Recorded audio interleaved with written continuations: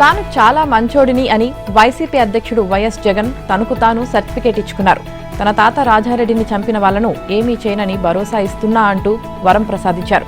చాన్నాళ్ల తర్వాత జగన్ గురువారం తాడేపల్లి ప్యాలెస్లో తాను ఎంచుకున్న ఎదురు ప్రశ్నించకుండా చెప్పింది వినే మీడియాతో సుదీర్ఘంగా మాట్లాడారు. తాను మంచోడిని, చంద్రబాబు చెడ్డోడు అనేలా ఉపన్యాసం చేశారు. తాత వైఎస్ రాజారెడ్డి, తండ్రి రాజశేఖర్ రెడ్డి, పినతండ్రి వైఎస్ వివేక మరణాలకు చంద్రబాబుతో ముడిపెట్టారు. ఇక తాను మంచోడిని కాబట్టే మా తాతను చంపిన వారు గుండెలపై చేయి వేసుకుని నిద్రపోతున్నారు, తాను చెడ్డోడిని అయితే వాళ్లు బతికి ఉండేవాళ్లా అని అన్నారు. గంజాయి వనం లాంటి రాజకీయాల్లో తాను తులసి మొక్కను, చంద్రబాబు హత్యలు కుట్రలతో రాజకీయాలు చేస్తుంటే నేను విశ్వసనీయతో రాజకీయం చేస్తున్నా, దీనికి గర్వపడుతున్నా అని అన్నారు.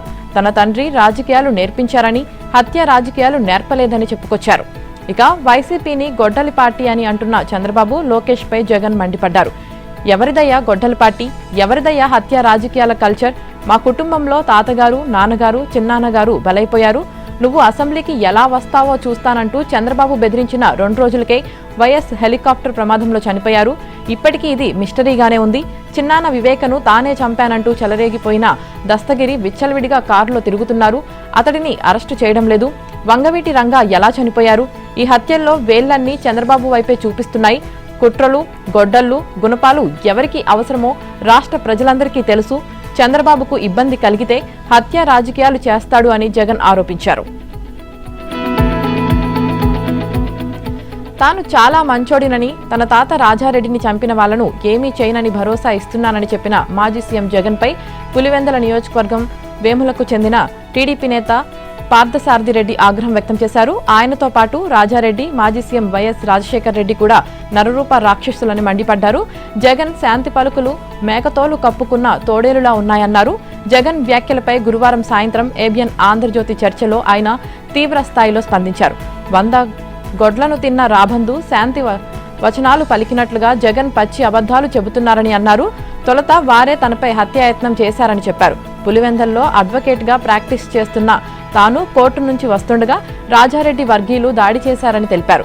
ఏబిఎన్ ఆంధ్రజ్యోతి చర్చలో కాంగ్రెస్ సీనియర్ నేత తులసిరెడ్డి కూడా పాల్గొన్నారు. పార్థసారథి రెడ్డి చెప్పింది అక్షర సత్యమని చెప్పారు. రాయలసీమ జిల్లాలో వైఎస్ కుటుంబం గురించి ఏ చెట్టు పుట్టను అడిగినా చెబుతారు. రాజారెడ్డి హత్య కేసులో సంబంధం లేని వ్యక్తులు జీవిత ఖైదు అనుభవించారు. జగన్ సెల్ఫ్ గోల్ కొట్టుకుంటున్నారు. జగన్ ప్రెస్ మీట్ చూశాక ఆయనకు cheating book of world record ఇవ్వవచ్చని అనిపించిందన్నారు మంత్రి నారా లోకేష్. తల్లిని చెల్లిని తరిమేశాడు, బాబాయిని లేపేసి మరో చెల్లికి అన్యాయం చేశాడు, సొంత జిల్లాను సొంత నియోజకవర్గ ప్రజలను మోసం చేశాడు. రాయలసీమలో పుట్టిన క్యాన్సర్ గడ్డ జగన్మోహన్ రెడ్డి అని మంత్రి లోకేష్ నిప్పులు చెరిగారు. 2 రోజుల పర్యటనలో భాగంగా ఆయన గురువారం సాయంత్రం కడపకు చేరుకున్నారు. కడప అసెంబ్లీ నియోజకవర్గ కార్యకర్తల సమావేశంలో పాల్గొన్నారు. 2019లో సొంత బాబాయిని లేపేసిన జగన్ రెడ్డి తొలుత గుండెపోటు అన్నారు. తర్వాత గొడ్డలి వేటు బయటకు వచ్చిందని మంత్రి లోకేష్ అన్నారు. కానీ దొంగ పేపర్లో మాత్రం నారాసుర రక్త చరిత్ర అని చంద్రబాబు చేతిలో కత్తిపెట్టి ఫోటో వేశారని చెప్పారు. తర్వాత జగన్ ఎంత మోసగాడో ప్రజలకు అర్థమైంది అన్నారు. అందుకే వైసీపీకి ముద్దుగా గొడ్డలి పార్టీ అని పేరు పెట్టామన్నారు. రప్పారప్ప అన్నది వారే కదా. జగన్ సినిమా చూపిస్తే ఎండ్ కార్డ్ చేసే బాధ్యత తమ క్యాడర్దే అన్నారు. ఇక జగన్ నటనకు ఖచ్చితంగా ఆస్కార్ అవార్డు వస్తుంది అన్నారు. ఆ నటన చూస్తే తనకే ఆశ్చర్యం వేస్తుందన్నారు. బయట ముద్దులు పెట్టి లోపల గొడ్డలిపోటు వేస్తున్నాడు అని లోకేష్ మండిపడ్డారు. ఇటీవల ఒక జర్నలిస్ట్ ఎంత అన్యాయంగా మర్డర్ అయ్యాడో చూశామని మంత్రి లోకేష్ చెప్పారు. ఇక సైకో బ్యాచ్ కుట్రలు సాగవు అన్నారు.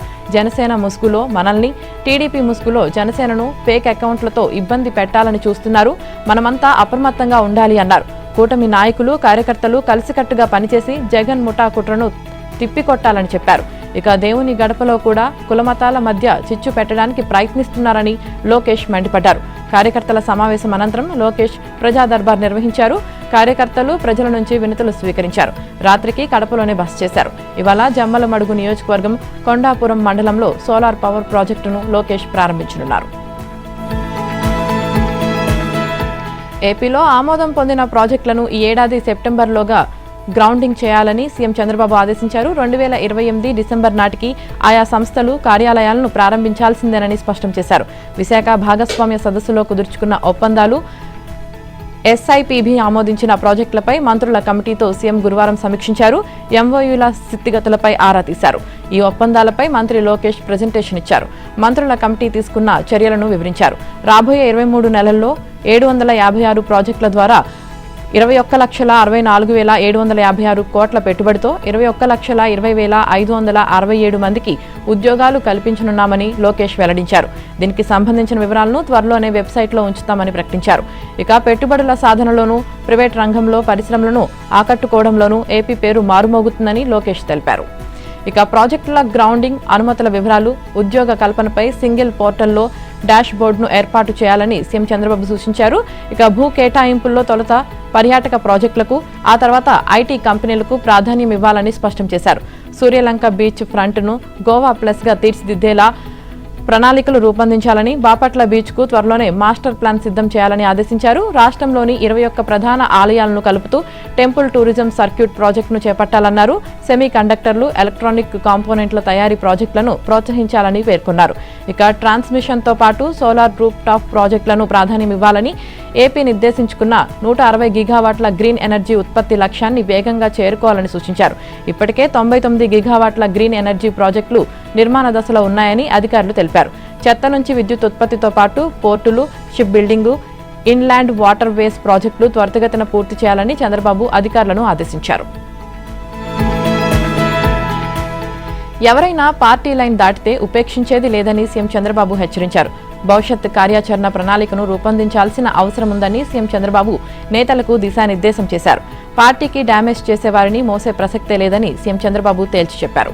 మహానాడు ఏర్పాట్లపై టీడీపీ పోలిట్ బ్యూరోలో చర్చించారు. అలాగే నేతల నడవడికను ప్రజలు నిత్యం గమనిస్తుంటారని, అందుకే తమిళనాడు, బెంగాల్ ఎన్నికల్లో ప్రభుత్వ వ్యతిరేక తీర్పు వచ్చిందని సీఎం చంద్రబాబు గుర్తు చేశారు. పార్టీలోకి కొత్తగా వచ్చేవారికి తమ సిద్ధాంతాలు అర్థమయ్యే విధంగా చెప్పాల్సిన అవసరం ఉందన్నారు. పార్టీ లైన్ దాటినా, ప్రజల్లో ఇమేజ్ కోల్పోయినా, అవినీతి చేసినా ఎట్టి పరిస్థితుల్లో ఉపేక్షించేది లేదని తేల్చి చెప్పారు. మహానాడులో వివిధ తీర్మానాలపై మాట్లాడే నేతలు పూర్తిగా అధ్యయనం చేసి అవగాహనతో మాట్లాడాలని సూచించారు. మాట్లాడే అన్ని విషయాలు కూడా కింది స్థాయి వరకు వెళతాయని సీఎం చంద్రబాబు అన్నారు. ఇక మహానాడు క్లస్టర్ల వారీగా నిర్వహించడం సాధ్యం కాదని, నియోజకవర్గ కేంద్రానికి పరిమితం చేస్తే బాగుంటుందని పోలిట్ బ్యూరో సమావేశంలో మంత్రులు సూచించారు. అయితే సీఎం చంద్రబాబు మాత్రం కింది స్థాయి నుంచి పార్టీ బలోపేతం కావాల్సిందేనని, అందుకు అనుగుణంగా ఏర్పాట్లు చేయాలని సీఎం చంద్రబాబు ఆదేశించారు. ఆయా నియోజకవర్గాల్లో క్లస్టర్లతో సమావేశం ఎక్కడ పెడుతున్నారు, మహానాడులో మాట్లాడతామని ఎవరైనా ముందుకు వస్తే వారికి అవకాశం కల్పించే విధంగా ఏర్పాట్లు చేయాలని సూచించారు. ఇందుకోసం పార్టీ కేంద్ర కార్యాలయంలో కంట్రోల్ రూమ్ను ఏర్పాటు చేసి సాంకేతికంగా ఎప్పటికప్పుడు పర్యవేక్షించాలని సీఎం చంద్రబాబు ఆదేశించారు. ఏపీ వ్యాప్తంగా ఉన్న 1848 క్లస్టర్ల ఇన్ఛార్జీలందరూ పాల్గొనాల్సిందేనని సీఎం చంద్రబాబు స్పష్టం చేశారు. పవన్ కళ్యాణ్ కేంద్ర హోంశాఖ మంత్రి అమిత్ షాల భేటీ విషయంలో తాను చేసిన వ్యాఖ్యలు తీవ్ర దుమారం రేపడంతో ప్రొఫెసర్ నాగేశ్వర్ వెనక్కి తగ్గారు. తన వ్యాఖ్యలను బేషరతుగా ఉపసంహరించుకుంటున్నట్లు గురువారం ఒక ప్రకటనలో వెల్లడించారు. బీజేపీ, వైసీపీ మధ్య అప్రకటిత స్నేహం విషయంలో తాను చేసిన విశ్లేషణపై రాజకీయ చర్చ జరగకపోగా మొత్తంగానే ఆ అంశం దారి తప్పింది.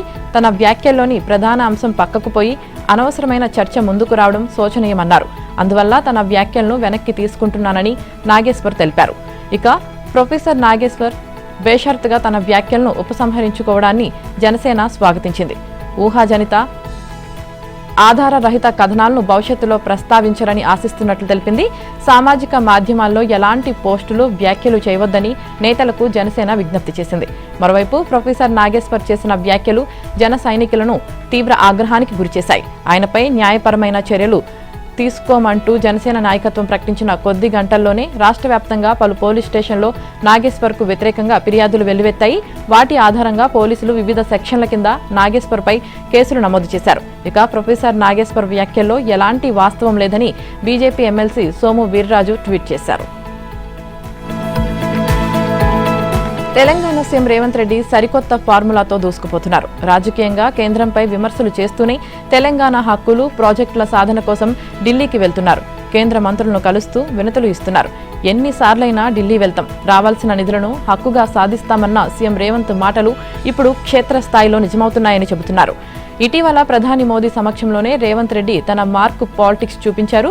తెలంగాణ అభివృద్ధి కోసం ప్రధాని ప్రత్యేకంగా 2 గంటల సమయం కేటాయించి సమీక్ష చేయాలని బహిరంగంగానే కోరి అందరినీ ఆశ్చర్యపరిచారు. ఈ చాణక్యానికి కేంద్రం నుంచి ఊహించని రీతిలో గ్రీన్ సిగ్నల్స్ వస్తున్నాయి. ఫలితాలు ఒక్కొక్కటిగా గ్రౌండ్ లెవెల్లోకి వస్తున్నాయి.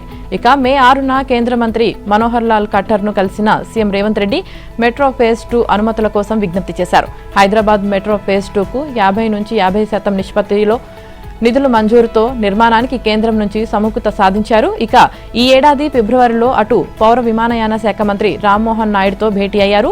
వరంగల్, ఆదిలాబాద్, కొత్తగూడెం ఎయిర్పోర్ట్ల కోసం విజ్ఞప్తి చేశారు. వరంగల్ ఎయిర్పోర్ట్ అభివృద్ధికి కేంద్రం నుంచి లైన్ క్లియర్ చేసుకున్నారు.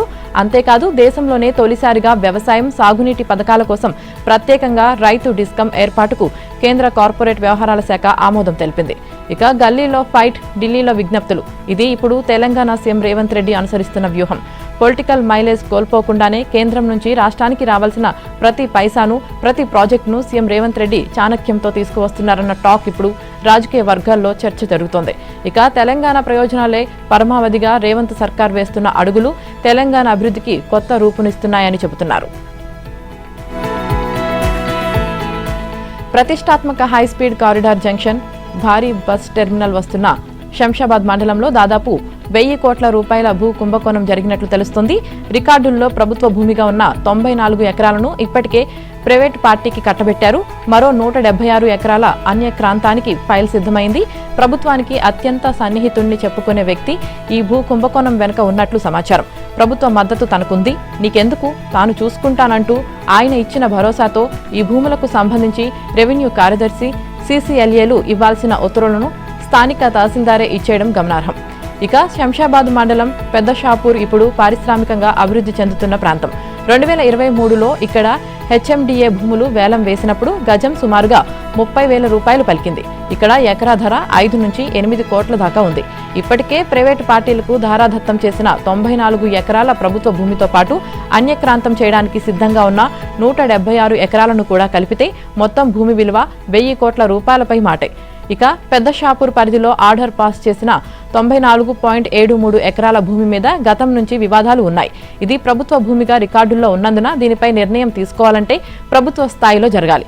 ప్రైవేట్ వ్యక్తులు ఆ భూమిని క్లెయిమ్ చేస్తే కలెక్టర్ ద్వారా తహసీల్దార్ ఆ విషయాన్ని ప్రభుత్వం దృష్టికి తీసుకువెళ్లాలి.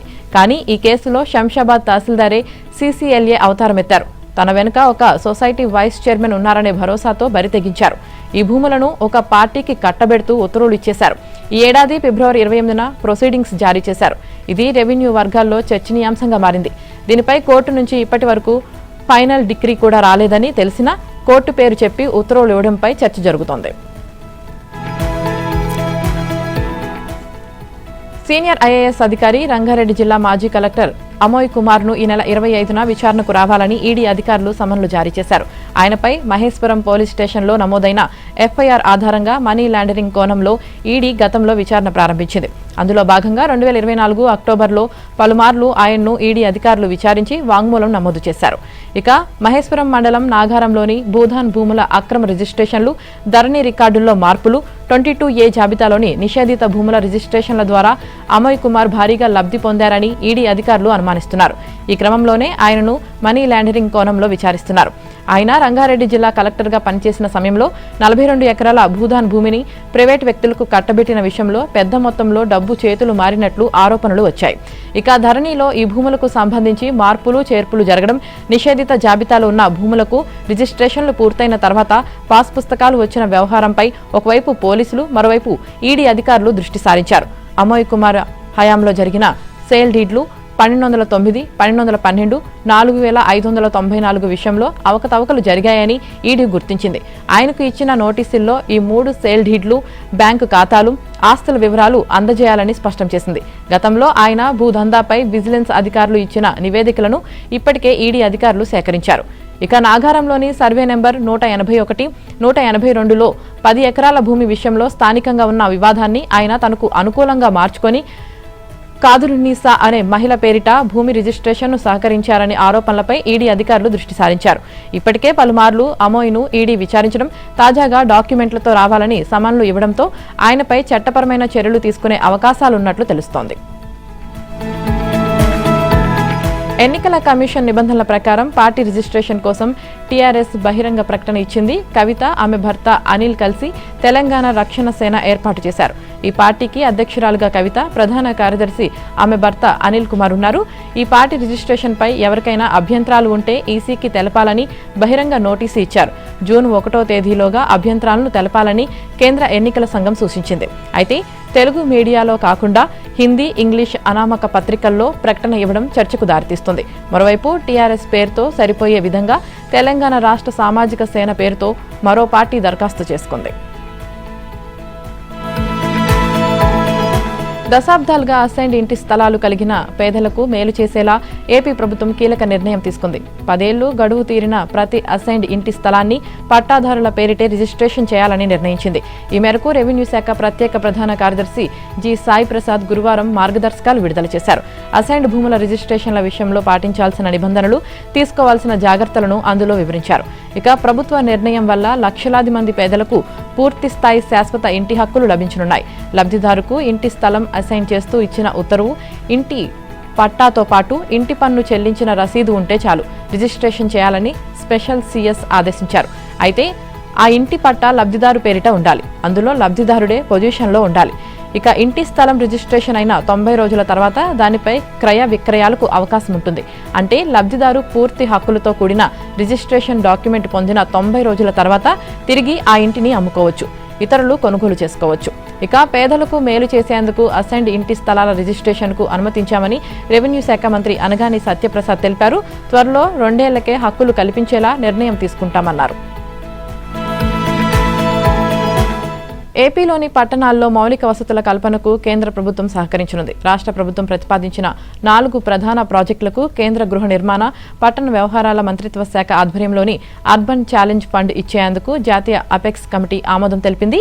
మొత్తం ప్రాజెక్టు వ్యయం 1990.83 కోట్లు కాగా ఇందులో కేంద్ర సహాయం 497.71 కోట్లుగా ఖరారైంది. దీంతో నగరాభివృద్ధి కార్యక్రమాలు వేగం పుంజుకున్నాయి. ఇక ముఖ్యంగా విశాఖపట్నం, అమరావతి రాజధాని ప్రాంతంలోని మంగళగిరి టు తాడేపల్లి నగరాల్లో నీటి సరఫరా, డ్రైనేజీ, జలశుద్ధి వ్యవస్థలు ఆధునిక రూపం సంతరించుకోనున్నాయి. ఇక కేంద్ర ప్రభుత్వం ఆమోదించిన 4 ప్రాజెక్టులలో 3 ప్రాజెక్టులు విశాఖపట్నం నగర పాలక సంస్థ పరిధిలోని మధురవాడ జోన్ కేంద్రంగా ఉన్నాయి. ఇక ప్రభుత్వం దీనిని ఫ్యూచర్ సిటీ ఇన్ఫ్రాస్ట్రక్చర్ మోడల్గా అభివృద్ధి చేయాలని లక్ష్యంగా పెట్టుకుంది. 606.78 కోట్లతో మధురవాడలో 401 కిలోమీటర్ల మేర అండర్ గ్రౌండ్ డ్రైనేజ్ నెట్వర్క్ నిర్మించనున్నారు. ఇక నగరంలోని మురుగునీటి నిర్వహణ వ్యవస్థను పూర్తిగా ఆధునీకరించనున్నారు. నిరంతర నీటి సరఫరా చేపట్టనున్నారు. ఇక మంగళగిరి టు తాడేపల్లి కార్పొరేషన్ పరిధిలో 584 కోట్ల రూపాయలతో 303 కిలోమీటర్ల డ్రైనేజ్ నెట్వర్క్ పనులు చేపట్టనున్నారు. ఈ ప్రాజెక్టులతో మురుగునీటి సమస్యకు శాశ్వత పరిష్కారం లభిస్తోంది. ఆధార్ పొందడంలో ఎదురవుతున్న ఇబ్బందులు త్వరలోనే తీరనున్నాయి. హైదరాబాద్ రీజనల్ సెంటర్ పరిధిలోని తెలంగాణ, ఆంధ్రప్రదేశ్, ఒడిశా, ఛత్తీస్గఢ్ రాష్ట్రాలతో పాటు కేంద్రపాలిత ప్రాంతం అండమాన్ నికోబార్ దీవుల్లో ఆధార్ సేవా కేంద్రాలను పెంచుతున్నారు. తెలుగు రాష్ట్రాల్లో ప్రస్తుతం 6 ఆధార్ సేవా కేంద్రాలు ఉండగా త్వరలోనే తెలంగాణలో 9, ఆంధ్రప్రదేశ్లో 14 కేంద్రాలను అందుబాటులోకి తేనున్నారు. సెప్టెంబర్ 15వ తేదీలోపు వీటిని ఏర్పాటు చేయనున్నారు. ఆధార్ ఎన్రోల్మెంట్ కేంద్రాల్లో ఆపరేటర్లు చేస్తున్న తప్పులతో సామాన్యులు హైదరాబాద్లోని ఆధార్ రీజనల్ సెంటర్కు పరుగులు తీయాల్సి వస్తుంది. ఈ నేపథ్యంలోనే ఆధార్ ఎన్రోల్మెంట్ చేసే కేంద్రాల్లో ఆపరేటర్ల తప్పిదాలపై నిఘా పెట్టామని హైదరాబాద్ ఆధార్ రీజనల్ ఆఫీస్ ఉన్నతాధికారులు తెలిపారు. ఇక ఆపరేషన్ కగార్ నేపథ్యంలో లొంగిపోయిన మావోయిస్టులకు ఆధార్ కార్డులను జారీ చేసేందుకు హైదరాబాద్ రీజనల్ సెంటర్ ఆధ్వర్యంలో స్పెషల్ డ్రైవ్ చేపట్టారు. వారి వద్ద ఎలాంటి అడ్రస్ ప్రూఫ్లు లేకపోవడంతో పోలీసు ఉన్నతాధికారులు అందించే జాబితా, అడ్రస్ ఆధారంగానే ఆధార్ కార్డులను జారీ చేశారు. తెలంగాణ, ఛత్తీస్గఢ్లకు సంబంధించి ఇప్పటి వరకు 1000 మంది వరకు ఆధార్ కార్డులను జారీ చేసినట్లు తెలిసింది. ఇక ఆధార్ కార్డు ద్వారానే ప్రభుత్వాలు అందించే సంక్షేమ పథకాలు మాజీ మావోయిస్టులకు అందనున్నాయి. ఇటు జైళ్లలో ఖైదీలకు, అనాథ శరణాలయాల్లోని అనాథలకు స్పెషల్ డ్రైవ్ చేపట్టి ఆధార్ కార్డులను జారీ చేస్తామని హైదరాబాద్ రీజనల్ సెంటర్ నిర్వాహకులు తెలిపారు. సరస్వతి అంత్య పుష్కర వేడుకలు గురువారం అంగరంగ వైభవంగా ప్రారంభమయ్యాయి. భూపాలపల్లి జిల్లా మహదేవ్పూర్ మండలంలోని త్రివేణి సంగమ క్షేత్రమైన కాళేశ్వరం పుష్కరాల సందర్భంగా ఆధ్యాత్మిక శోభతో పులకరించింది. కంచి కామకోటి పీఠాధిపతి శ్రీ శంకర విజయేంద్ర సరస్వతి స్వామి ఈ పుష్కర మహోత్సవాలను లాంఛనంగా ప్రారంభించారు. ఉదయం 5:43 శాస్త్రోక్తంగా నదికి ప్రత్యేక పూజలు చేసి పుష్కరాలకు అంకురార్పణ చేశారు. ఈ సందర్భంగా కాళేశ్వర ముక్తీశ్వర స్వామి ఆలయ పరిసరాలు వేద మంత్రోచ్చారణలతో మార్మోగాయి. దేశం సుభిక్షంగా ఉండాలని, ప్రజలందరికీ సకల విఘ్నాలు తొలగి అష్ట ఐశ్వర్యాలు చేకూరాలని కాంక్షిస్తూ అర్చకులు, వేద పండితులు ఘనంగా గణపతి హోమం నిర్వహించారు. సరస్వతి అంత్య పుష్కరాల్లో రాష్ట్ర గవర్నర్ శివప్రతాప్ శుక్లా దంపతులు పాల్గొని పుణ్యస్నానం ఆచరించారు. ఇక గురువారం సాయంత్రం 4:30 గంటలకు కాళేశ్వరం చేరుకున్న గవర్నర్కు ఆలయ అర్చకులు స్వాగతం పలికారు. ముందుగా గవర్నర్ శుక్లా, ఆయన సతీమణి జానకి సరస్వతి నదిలో పుణ్యస్నానం ఆచరించారు. అనంతరం ఆలయానికి చేరుకొని ప్రత్యేక పూజలు నిర్వహించారు. కాళేశ్వర ముక్తీశ్వర ఆలయ ఆవరణలో ఏర్పాటు చేసిన మ్యూజియాన్ని గవర్నర్ ప్రారంభించారు. నది హారతిలో పాల్గొని సాంస్కృతిక కార్యక్రమాలను తిలకించారు. సరస్వతి అంత్య పుష్కరాల ప్రారంభోత్సవ కార్యక్రమానికి రాష్ట్ర మంత్రులు దుద్దిళ్ల శ్రీధర్ బాబు, కొండా సురేఖ హాజరయ్యారు. పుష్కర్ ఘాట్ వద్ద నది తల్లికి వారు ప్రత్యేక పూజలు చేసి కాళేశ్వర స్వామిని దర్శించుకొని తీర్థ ప్రసాదాలు స్వీకరించారు. పుష్కరాల్లో భక్తులకు ఎలాంటి ఇబ్బందులు కలగకుండా అన్ని ఏర్పాట్లు చేశామని మంత్రి శ్రీధర్ బాబు తెలిపారు. పశువుల పునరుత్పత్తి వ్యవస్థను దెబ్బతీసే అత్యంత ప్రమాదకర బ్యాక్టీరియా వ్యాప్తి కలవరపాటుకు గురిచేస్తుంది. కర్నూలు జిల్లా బనవాసి జెర్సీ పశు క్షేత్రంలో ఆబోతు వీర్య నిల్వ కేంద్రంలో 8 పశువులతో పాటు వాటిని సంరక్షించే 2 కూలీలకు కూడా ఈ వ్యాధి సోకినట్లు నిర్ధారణ అయింది. ఈ జబ్బు క్రమంగా మనుషులకు విస్తరించే ప్రమాదం ఉందని పరిసర గ్రామాల రైతులు ఆందోళన చెందుతున్నారు. అయితే వ్యాధి విస్తరించకుండా వీర్య నిల్వ కేంద్రం వైద్యులు నివారణ చర్యలు చేపట్టారు. ఈ వ్యాధి సోకిన 8 పశువులను, 2 కార్మికులను క్వారంటైన్కు తరలించి ప్రత్యేక ట్రీట్మెంట్ అందిస్తున్నారు. స్వామివారి బంగారు కిరీటాన్ని మార్వాడి దుకాణంలో తాకట్టు పెట్టారు. 70 లక్షలు విలువ చేసే సొత్తును 38 లక్షలకు తనఖా పెట్టారు. సొంత అవసరాల కోసం డబ్బు వాడుకున్నారు. గుడివాడ కళ్యాణ వెంకటేశ్వర స్వామి ఆలయంలో అసలేం జరిగింది? కృష్ణా జిల్లా గుడివాడలోని శ్రీ కళ్యాణ వెంకటేశ్వర స్వామి ఆలయంలో ఘరానా మోసం వెలుగుచూసింది. స్వామివారికి భక్తులు కానుకగా సమర్పించిన బంగారు కిరీటాన్ని ఆలయ కమిటీ సభ్యులు తాకట్టు పెట్టి ఆ డబ్బును సొంత అవసరాలకు వాడుకున్న ఉదంతం కలకలం రేపింది. మాటూరి సుబ్బారావు, లక్ష్మీ కుమారి దంపతులు 2025లో 461 గ్రాముల బంగారు కిరీటాన్ని బహుకరించారు. అయితే ఆ కిరీటం స్వామివారికి అలంకరించకుండా ఆలయ కమిటీ సభ్యులు కాలయాపన చేస్తున్నారు. ప్రత్యేక సందర్భాల్లోనూ అలంకరించకపోవడంతో దాతలకు అనుమానం వచ్చి ఆరా తీయడంతో అసలు విషయం బయటపడింది. తెలుగు రాష్ట్రాలు నిప్పుల కొలిమిని తలపిస్తున్నాయి. భానుడి ప్రతాపానికి జనం ఉక్కిరిబిక్కిరి అవుతున్నారు. తీవ్రమైన ఉక్కపోతతో ప్రజలు అల్లాడిపోతున్నారు. గురువారం ఉదయం నుంచే ఎండలు ఠారెత్తిస్తున్నాయి. తీవ్ర వడగాల్పులతో ప్రజలు ఉక్కిరిబిక్కిరి అయ్యారు. మూగజీవాలు సైతం ఎండకు తాళలేక నీడ కోసం చెట్ల కిందకు చేరాయి. రోహిణి కార్తె రాకముందే రాష్ట్రంలో రోళ్లు పగిలేలా ఎండలు కాస్తున్నాయి. దీంతో తీవ్రమైన వడగాల్పులకు రాష్ట్రం నిప్పుల కొలిమిలా మారింది. ఇక ఇళ్లల్లోనూ వేడి తీవ్రతకు జనం తాళలేకపోయారు. ఏసీల వినియోగం భారీగా పెరిగింది. 60 మండలాల్లో తీవ్ర వడగాల్పులు, 219 మండలాల్లో వడగాల్పులు వీచాయి. ఇక 18 జిల్లాల్లో 45 డిగ్రీలకు పైగా, అన్ని జిల్లాల్లోనూ 44 డిగ్రీలకు పైగా ఉష్ణోగ్రతలు నమోదయ్యాయి. 200 చోట్ల 44 డిగ్రీలకు పైగా ఉష్ణోగ్రత నమోదైంది. మార్కాపురం జిల్లా కనిగిరిలో అత్యధికంగా 48.3 డిగ్రీలు, పల్నాడు జిల్లా పిడుగురాళ్లలో 48.1 డిగ్రీల ఉష్ణోగ్రత నమోదైంది. ఇక వడగాల్పులకు, వడదెబ్బకు ఏపీ వ్యాప్తంగా 17 మంది మరణించారు. ఇటు తెలంగాణలోనూ భానుడి బగబగలతో నిప్పుల కుంపటిని తలపిస్తుంది. ఎండలు, వడగాల్పులతో జనంతో పాటు మూగజీవాలు ఉక్కిరిబిక్కిరి అవుతున్నాయి. గురువారం రికార్డు స్థాయిలో చాలా చోట్ల 46 డిగ్రీలకు పైగా ఎండలు కాయగా, వడదెబ్బతో తెలంగాణ వ్యాప్తంగా ఒక్కరోజే 17 మంది మృత్యువాత పడ్డారు. పలుచోట్ల అగ్ని ప్రమాదాలు జరిగి భారీ నష్టాలు చోటు చేసుకున్నాయి.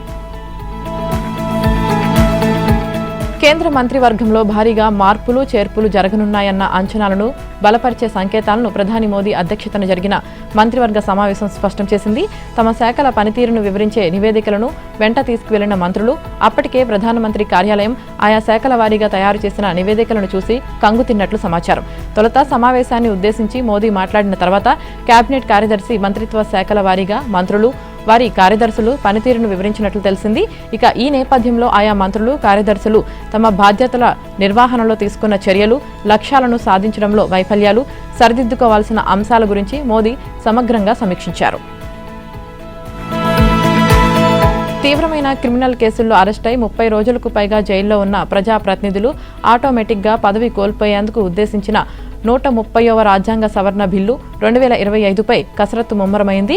ఇక ఈ అంశంపై ఏర్పాటైన సంయుక్త పార్లమెంటరీ కమిటీ గురువారం ఢిల్లీలోని పార్లమెంట్ అనెక్స్లో ఉన్నత స్థాయి సమావేశం నిర్వహించింది. తెలంగాణ, ఛత్తీస్గఢ్, పంజాబ్ రాష్ట్రాల ప్రభుత్వ ప్రతినిధులతో పాటు చాణక్య నేషనల్ లా యూనివర్సిటీ, మర్రి చెన్నారెడ్డి మానవ వనరుల అభివృద్ధి కేంద్రం, బాబాసాహెబ్ భీమ్రావ్ అంబేద్కర్ యూనివర్సిటీ ప్రతినిధులు హాజరయ్యారు. ఇక తెలంగాణ తరపున ప్రభుత్వ ప్రధాన కార్యదర్శి రామకృష్ణారావు పాల్గొని బిల్లులోని అంశాలపై రాష్ట్ర ప్రభుత్వ పక్షాన పలు సూచనలు చేశారు. ఇక నిబంధనల్లో కొన్ని మార్పులు చేయాలని కోరినట్లు సమాచారం. తమిళనాడు అసెంబ్లీ ఎన్నికల్లో సంచలన విజయం సాధించి ప్రభుత్వాన్ని ఏర్పాటు చేసిన సీఎం విజయ్ క్రమంగా పాలనపై పట్టు బిగిస్తున్నారు.